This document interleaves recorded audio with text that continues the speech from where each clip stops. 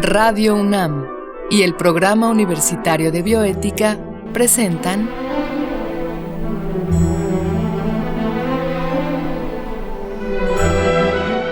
El Árbol de las Ideas. Bioética, ciencia y filosofía para la vida. Con Paulina Rivero Weber. Un gran saludo a todos los radioescuchas. Soy Paulina Rivero Weber, directora del Programa Universitario de Bioética, y como ustedes recordarán, iniciamos esta cuarta temporada, con el doctor Mario Molina para hablar de la capa de ozono.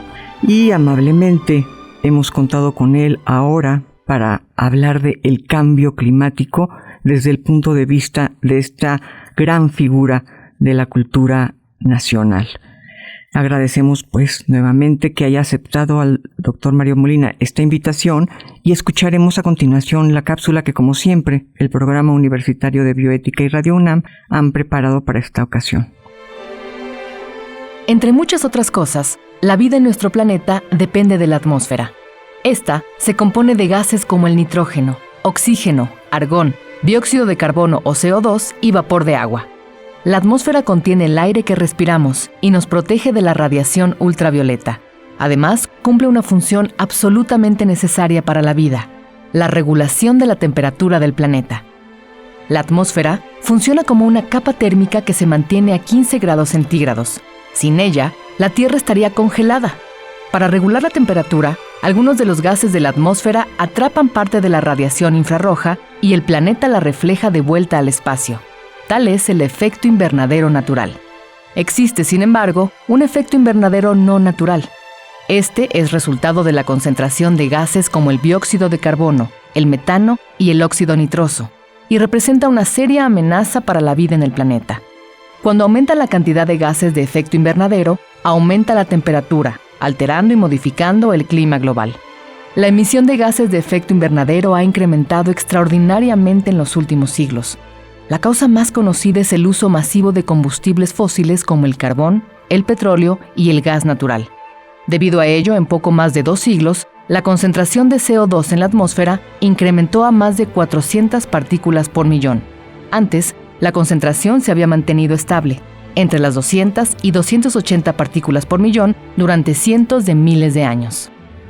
Por extraño que parezca, hay otro factor cuyo impacto es aún mayor en el aumento de gases de efecto invernadero: la industria de la carne. Cada año, más de 12 millones de hectáreas de bosques y selvas son convertidas en monocultivos para alimentar al ganado. Este hecho en sí destruye la biodiversidad y reduce las áreas de reabsorción de CO2. Aún peor es que en muchos casos se provocan incendios para cambiar el uso de suelo de bosques y selvas, y por si fuera poco, el proceso digestivo de las vacas genera grandes cantidades de metano.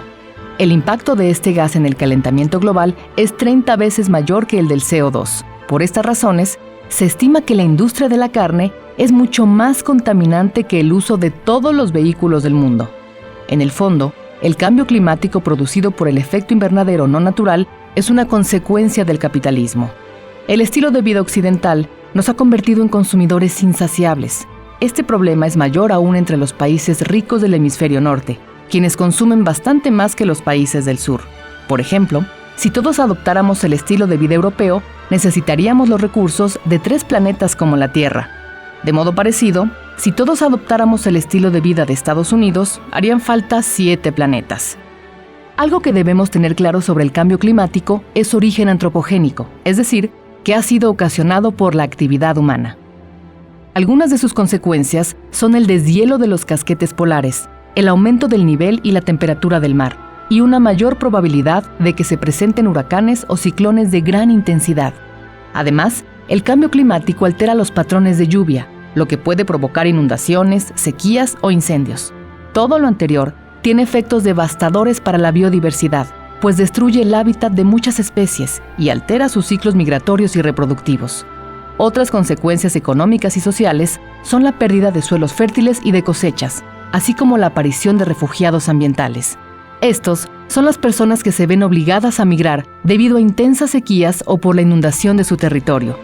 Pese a las campañas que niegan todos estos síntomas, promovidas por empresas con fuertes intereses en las industrias cárnica y petrolera, hoy el cambio climático es tan real como la fuerza de gravedad. Más aún, es el mayor desafío que enfrenta la humanidad. Entre los esfuerzos internacionales para hacer frente a este problema, destaca el Acuerdo de París, que fue organizado por la ONU en 2015 y firmado por 184 países. El acuerdo busca sumar acciones para mantener la temperatura global en este siglo por debajo de los 2 grados centígrados respecto a niveles preindustriales. Sin embargo, pese a que Estados Unidos es el segundo país con mayores emisiones de CO2, en 2017, el gobierno de Donald Trump anunció que se retiraba del acuerdo. ¿Qué hacer entonces? Lo primero es no perder la esperanza. Aunque los retos son grandes, nuestras acciones pueden ser muy significativas si las articulamos a nivel social e individual. Por un lado, debemos crear redes con otras personas y exigir al gobierno que aplique medidas de protección al medio ambiente. Por otro lado, podemos reducir nuestro consumo de carne, buscar alternativas a los combustibles fósiles, tener menos hijos, evitar los plásticos de un solo uso, moderar nuestro consumo y volvernos conscientes de los costos sociales y medioambientales de lo que compramos. En cuanto al planeta que tendremos dentro de 20 años, hay un mundo de diferencia entre seguir con la inercia de nuestro estilo de vida o cambiarlo.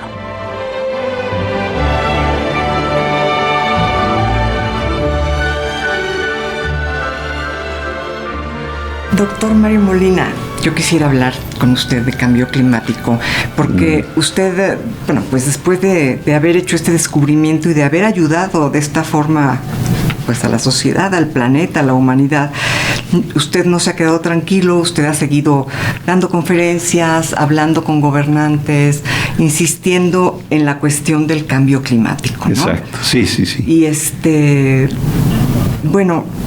me imagino entonces que podríamos hablar de otros contaminantes que están haciendo mucho daño al planeta, y dentro de estos contaminantes, ¿cuáles serían los más importantes? Pues para el cambio climático resulta que son los que llamamos gases de efecto invernadero. Y esto, pues lo explico brevemente de la siguiente manera. Es algo también que ya se ha comprobado muy claramente con el avance de la ciencia, pero ya desde el siglo XIX, pues la comunidad científica se preguntaba cómo funciona el clima de nuestro planeta. Y había mediciones de laboratorio y investigaciones muy claras que lo que proyectaban es que nuestro planeta, la temperatura de la superficie, de acuerdo con estas mediciones que se hacían en laboratorio, y mediciones de la cantidad de energía que nos llega del Sol, que es lo que calienta nuestro planeta, pues la proyección es que debería estar a menos 18 grados la superficie del planeta. Y si ese fuera el caso, pues no estaríamos aquí, porque estuviera congelada y no habría evolucionado la vida. Claro. Resulta que eso sí es correcto, pero no es la temperatura de la superficie del planeta, sino de más arriba, de una de las capas de la atmósfera, porque la atmósfera natural funciona como, por eso el nombre de efecto invernadero, funciona como una manta, de tal manera que por el hecho de que existe esa manta, la temperatura promedio no es menos 18, sino más 15. Más 15. Hay 33 grados de diferencia, muy bien conocidos, muy bien estimados, y eso se debe a la presencia de ciertos gases en esta atmósfera, que por cierto es como la cáscara de una manzana, es muy delgadita la atmósfera de nuestro planeta, pero funciona, como decía yo, como una manta, cambiando esa temperatura a 33 grados. Pero lo que es muy peculiar y muy interesante es que esto se debe a que la atmósfera estos gases absorben radiación en el infrarrojo. Entonces nuestro planeta recibe sobre todo energía del Sol en forma de radiación visible, luz visible. Por eso nuestros ojos evolucionaron, digamos así. Y eso es lo que calienta la superficie. Pero el planeta, que es mucho más frío que el Sol, por supuesto, pierde la misma cantidad de energía que recibe, y esto pues por las leyes de la termodinámica lo sabemos, que desde hace millones de años el planeta ya no absorbe energía, sino la misma cantidad que absorbe la emite, ya está en equilibrio. Pero la absorbe en forma de luz visible y la emite en forma de radiación infrarroja, que es la radiación que sentimos cuando, por ejemplo, cuando prendemos un calentador y ponemos una mano cerca de los alambres del calentador, pues ya se siente algo más calientito. Si prendemos más el calentador, se empieza a poner rojo. Eso ya es luz visible. Pero la que no vemos es la infrarroja. Y eso es lo que emite el planeta. Bueno, pues resulta que la atmósfera del planeta es, por fortuna, transparente a la luz visible, que es lo que nos llega del Sol, pero también es transparente la mayor parte de la atmósfera, que es nitrógeno y oxígeno, también es transparente en el infrarrojo. Pero hay una pequeña cantidad de gases, que son los que se llaman gases de efecto invernadero, cantidades que se miden en partes por millón. El dióxido de carbono es el más importante de estos gases que absorben en el infrarrojo. Entonces, estas partes por millón de este gas natural, el dióxido de carbono, son las que básicamente son responsables por estos 33 grados de diferencia y por tener pues lo que funciona como una manta, ¿no? Y el dióxido de carbono es el más importante, pero hay unos cuantos más, como el metano, el óxido nitroso, y por cierto también estos compuestos industriales que se prohibieron con el Protocolo de Montreal. Así es que el Protocolo de Montreal ha funcionado estupendamente también para el cambio climático.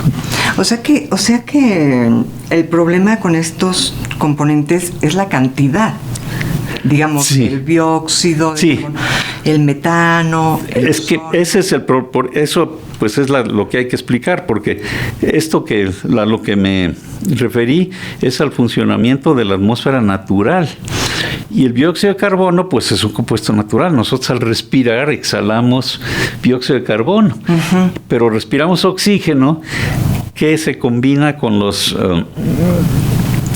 compuestos, con nuestros alimentos, que pues son compuestos orgánicos que tienen carbono, hidrógeno, oxígeno, etcétera, carbohidratos normalmente les llamamos, y cuando los carbohidratos se queman con el oxígeno del aire, se produce dióxido de carbono y vapor de agua. Pero por fortuna las plantas con la fotosíntesis vuelven a convertir el dióxido de carbono de la atmósfera a oxígeno, si no ya se nos habría acabado el oxígeno. Claro. Ese es el proceso natural, pero resulta que desde la revolución industrial, pero sobre todo desde la segunda mitad del siglo pasado, el uso de combustibles fósiles, pues petróleo, etcétera, al quemarlos se produce dióxido de carbono, y se ha usado tal cantidad que casi se ha duplicado, no ha duplicado, pero sí ha subido más del 40% la cantidad natural de dióxido de carbono, que es lo que controla el clima. Así es que pues desde ese punto de vista no es sorprendente que haya cambio climático, porque el dióxido de carbono permanece más de un siglo en la atmósfera. Bueno, más o menos la mitad de lo que se emite sí se absorbe en los océanos y por las plantas rápidamente, pero una buena parte permanece más de un siglo. Claro. Por eso es un problema global. Claro. Y por eso pues ya se calentó. Ya no tenemos más 15 grados, que es la superficie del planeta, lo que había habido por decenas de miles de años, sino ahora está a más 16, o sea, ya claramente subió un grado. No parece mucho, pero sí es muchísimo, sí es el promedio de todo el planeta. Claro, claro. Y por eso pues ya vemos los efectos. Claro.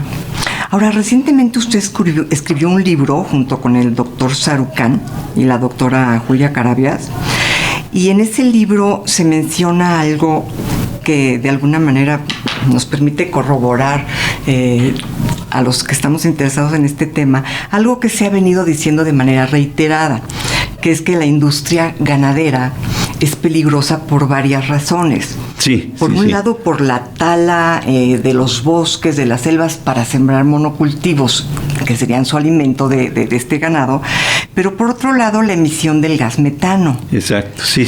¿Qué sería más peligroso, doctor? ¿Esta tala de bosques y selvas con la finalidad de producir el alimento del ganado o el gas metano de la industria de la carne de vaca? Bueno, resulta que eso es una contribución importante. Sí, aclaro que más o menos las 2/3 partes del problema es por la quema del petróleo, de combustibles fósiles.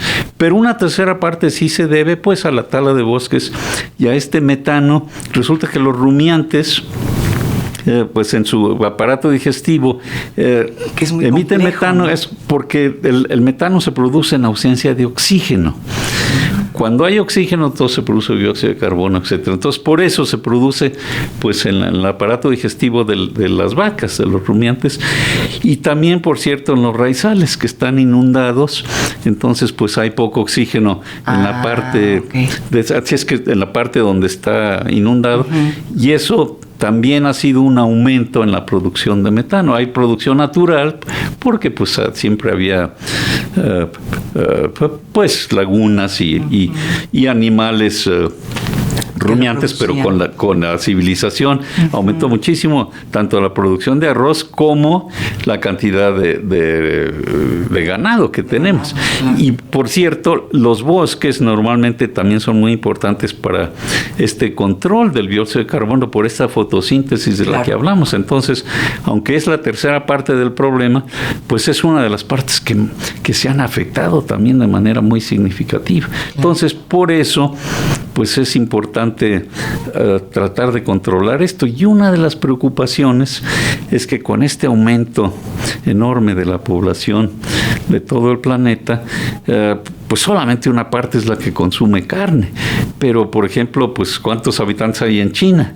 Que poco a poco, al aumentar su economía así, pues están consumiendo más y más carne. Entonces, si no hacemos algo, por ejemplo, se puede cambiar los alimentos del ganado para que disminuya esa cantidad de metano. Hay toda una serie de investigaciones, pero todavía no hay nada muy, muy claro. Pero es uno de las fuentes potenciales de los gases que producen el cambio climático, ¿no? Sin embargo, el problema más grave claramente está todavía en la quema de combustibles fósiles. Eso es lo que tendríamos que de alguna manera ponernos de acuerdo en todo el planeta para dejar de usarlos. Y sí se puede, porque ya tenemos otras fuentes de energías sustentables que no es como el petróleo, que por cierto, pues decíamos que las plantas verdes pues son las que usan el dióxido de carbono que se emite de manera natural y lo convierten en oxígeno. Pero hace millones de años muchas plantas verdes se quedaron en el subsuelo y es lo que ha producido el petróleo. Claro. Entonces es fotosíntesis de muchos millones de años el potencial que tendrían, pero lo que estamos haciendo es, aunque se produjeron en millones de años, lo estamos soltando en décadas. Claro. Y ese es el gran problema. Claro. Digamos que, ¿usted cree que el problema se podría arreglar si optáramos por energía limpia, por ejemplo, energía solar, y si modificáramos nuestra dieta, por ejemplo, regresando un poco más al ámbito de las verduras, las frutas? Sí, exactamente. Granos. Exactamente. Eso es lo que habría que hacer, reducir y simplemente pues también es cuestión de encontrar quizá algunas soluciones más técnicas de capturar ese metano. Hay toda una serie de investigaciones, pero sí lo ideal es que no continuara aumentando el consumo de carne, porque pues también eso tiene consecuencias como deforestación, etcétera, ¿no? Pero lo que es más difícil es para la sociedad pues ha sido el dejar de usar combustibles fósiles, porque pues es la manera como funcionan las economías. Entonces, aunque sí hay manera de sustituirlo, hay problemas todavía con la energía solar y la energía de viento, la energía eólica, porque es intermitente, pues la energía solar, pues si hay nubes o si es de noche no funciona. Entonces, esto ha limitado el uso de estas energías sustentables pues al 20 o máximo 30% de la energía total. Pero hay otras formas, ya sea o de almacenar esa energía, o inclusive, que esto es de controversia, pero inclusive la energía nuclear no produce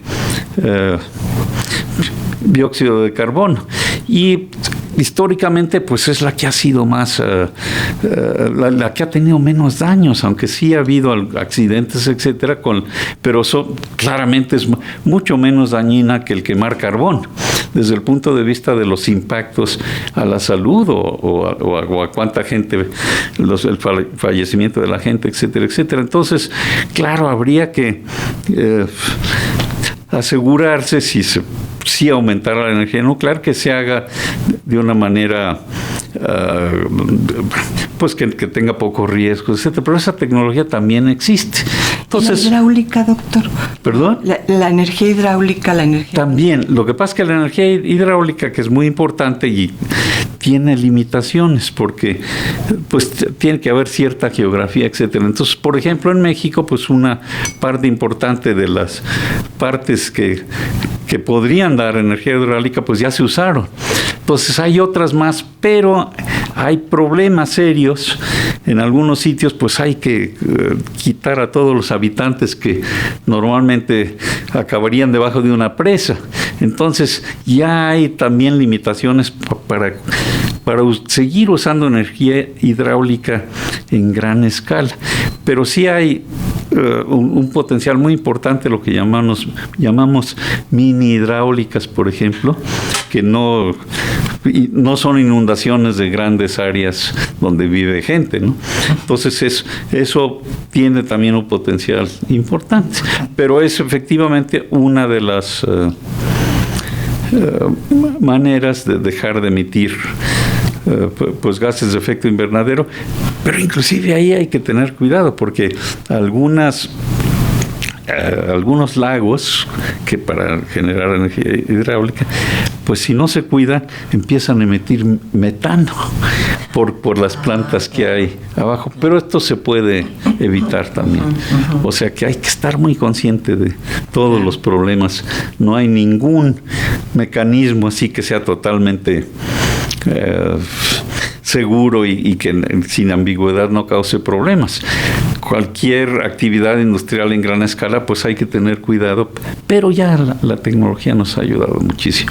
Claro. Desde luego, sí es muy factible, dada la evolución de la tecnología, es muy factible resolver el problema del cambio climático. Así es que en la actualidad es un problema político, no es un problema ya de recursos, porque se puede hacer sin sacrificios económicos. Exacto. Pero sí hay todavía una gran inercia política, pues para que es lo que dificulta hacer ese cambio muy importante para la sociedad. Sí, porque el protocolo de Montreal con respecto a la capa de ozono pues funcionó muy bien, pero justamente pareciera ser que era un mundo un poco menos complejo, tanto a nivel industrial como a nivel político, ¿no? Exacto.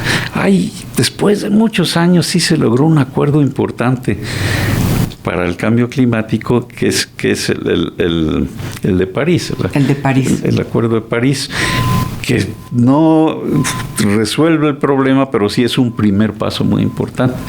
Pero el mismo Acuerdo de París tiene problemas. Por ejemplo, el presidente Trump en Estados Unidos, él por ignorancia monumental decidió, él no cree en el cambio climático, y es totalmente absurdo. Y por eso está retirando a Estados Unidos de este Acuerdo de París. Pero por fortuna muchos estados como California y Massachusetts, etcétera, en Estados Unidos, pues sí están tomando medidas, pero sí es un paso atrás muy significativo, que esperemos que sea temporal, ¿no?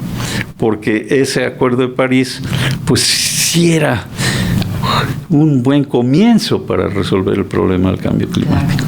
Y de entrada Estados Unidos había aceptado, ¿verdad? Sí, por supuesto, sí. Esto fue con el presidente Obama. Exacto. Yo estuve trabajando con el grupo de asesores científicos del presidente Obama, nos reuníamos con él muy seguido, y se diseñó el Acuerdo de París para que Estados Unidos lo pudiera aprobar, porque el problema que hay no solo es del presidente Trump, sino del Partido Republicano en Estados Unidos. Entonces, con el presidente Obama se diseñó el acuerdo de tal manera que no tuviera que ser aprobado por el Congreso en Estados Unidos, que era dominado todavía por los republicanos.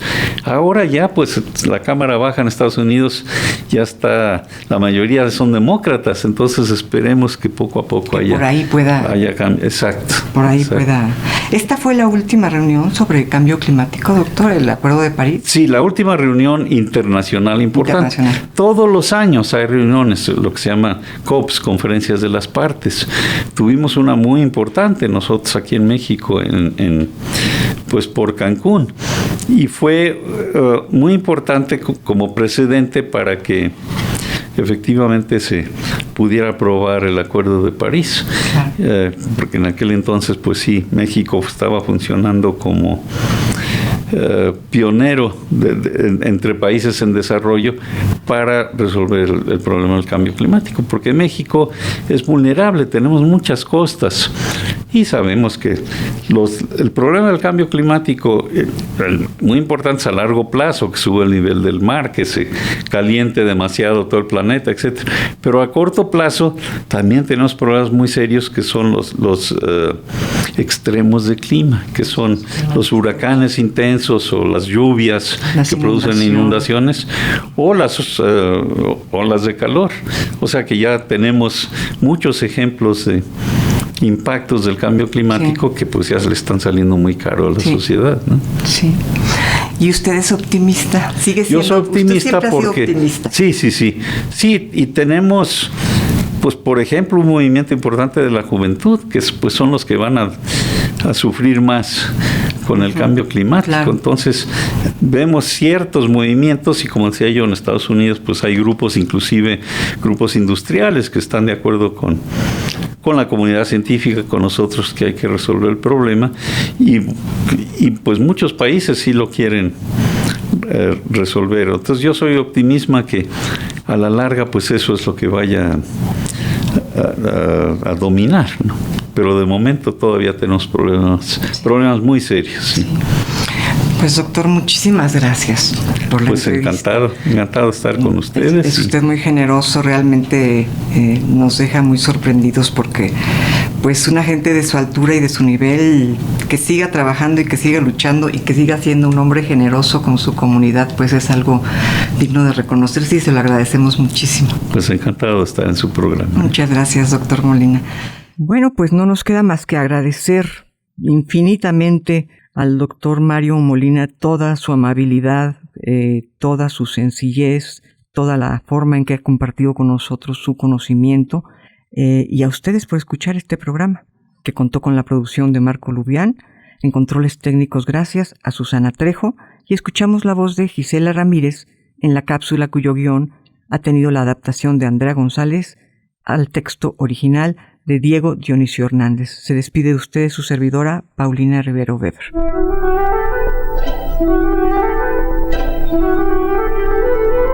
Radio UNAM y el Programa Universitario de Bioética presentaron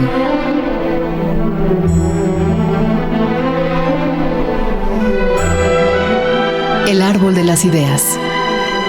Bioética, ciencia y filosofía para la vida. Con Paulina Rivero Weber.